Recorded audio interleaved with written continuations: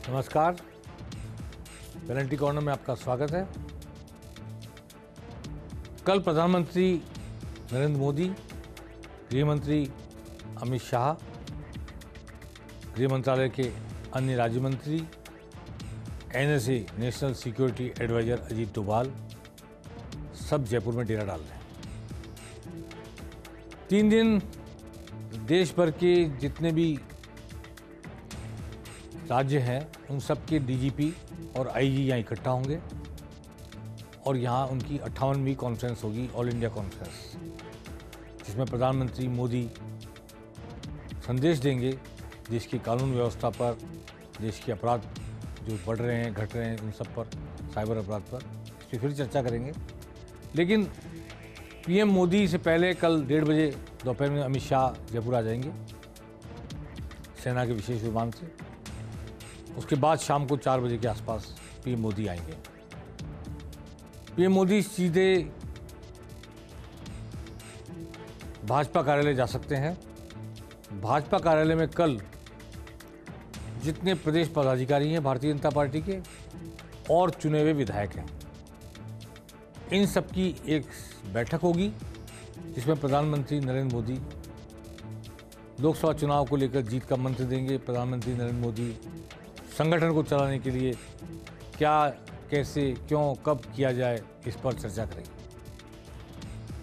प्रधानमंत्री मोदी के डायरेक्शन के लिए उत्साहित हैं भाजपा के कार्यकर्ता भी, विधायक भी, और भारतीय जनता पार्टी के लिए ये पहला अवसर है कि प्रधानमंत्री बीजेपी के ऑफिस में आएंगे।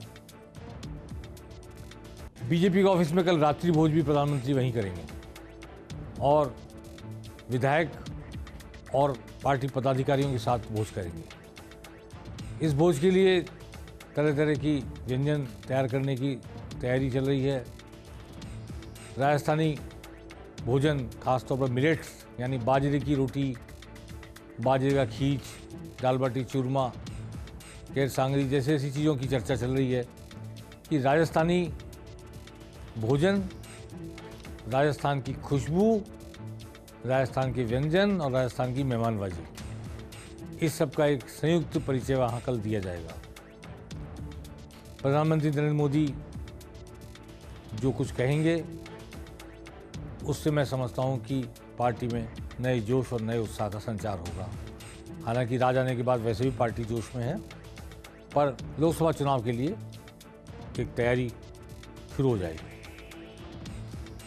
कल जो डीजीपी कॉन्फ्रेंस हो रही है, आईजी कॉन्फ्रेंस हो रही है कि पूरे देश के और केंद्र शासित प्रदेशों के डीजीपी, आईजी, पुलिस मुखिया आएंगे।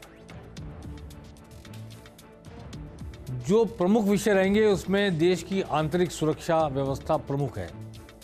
इसमें आतंकवाद, नक्सली हिंसा, पाकिस्तान से आ रहा आतंकवाद, यहाँ पर उपज रही वामपंथी नक्सली हिंसा, महिलाओं के प्रति अपराध बढ़ते हुए, और नारकोटिक्स, हेरोइन और दूसरी तस्करी और फैलती हुई नशे की आदत, नशे का कारोबार, इसके साथ साथ साइबर क्राइम पर रोकथाम कैसे लगाई जाए, साइबर क्राइम को कैसे पकड़ा जाए, इस पर चर्चा होगी। इसके साथ ही मैं समझता हूँ कि आईपीसी में जो संशोधन किए गए, राजद्रोह हटा दिया गया, देशद्रोह इंट्रोड्यूस किया गया, वो सारे जो चेंजेज आए हैं आईपीसी में लाए गए हैं, उनको लेकर भी क्या सरकार की मंशा है, देश को, समाज को किन बातों से प्रोटेक्ट करना चाहते हैं, किन दिशा में मोड़ना चाहते हैं, इस पर मैं समझता हूँ प्रधानमंत्री नरेंद्र मोदी का और गृह मंत्री